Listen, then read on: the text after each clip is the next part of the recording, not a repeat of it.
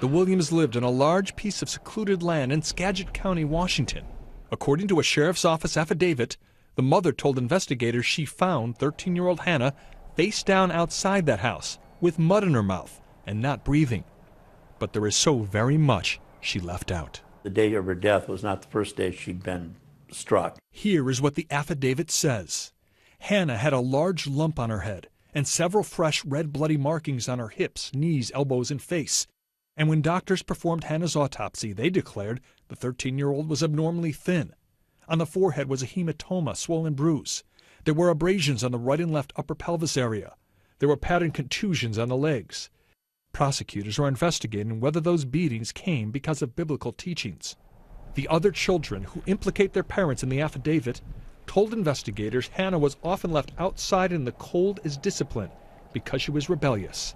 Hana was so weakened from the discipline, hours of rain in the bone-chilling cold was more than she could take, according to authorities. But listen to the initial 911 call from the mother to police. Look who she blames for her child's death. What was your emergency? Yes, I think my daughter just killed herself. Why do you say that? She's really rebellious, and she's been outside refusing to come in, and she's been throwing herself all around, and then she collapsed.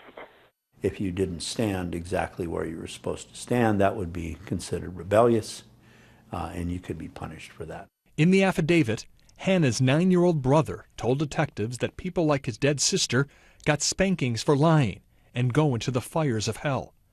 Detectives say Larry Williams made his son stop talking to authorities after that. We met Larry Williams with his attorney in court during a motion hearing. Mr. Williams, can you tell us what happened to your daughter? What do you think God thinks about this case, sir? Among the evidence found in the house, a variety of books and videotapes by well-known fundamentalist Christian authors Michael and Debbie Pearl, including a book called To Train Up a Child. Yes. To Train Up a Child is a best-selling book which advocates corporal punishment of children from infant on up.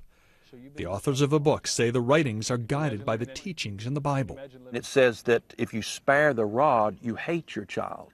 But if you love him, you chasten him timely. I interviewed the Pearls this past summer because of a chillingly similar case. Kevin and Elizabeth Schatz are now in prison after pleading guilty to killing their daughter Lydia, also adopted from Africa.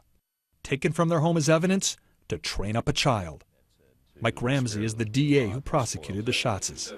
What do you think influenced the Schatzes to beat, terrorize, and torment their children like that? They're both by Mr. Pearl. There's no doubt about that.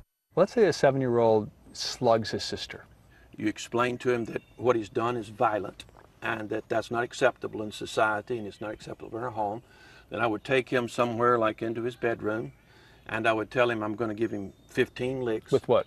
Probably a belt. A kid that big, a boy, I'd probably use a belt. It'd be handy. I might use a wooden spoon or a piece of like plumbing supply line. A plumbing supply line. One of the pieces of evidence Larry Williams gave to sheriff's deputies in Washington state after authorities said he acknowledged he and his wife used it to strike their children.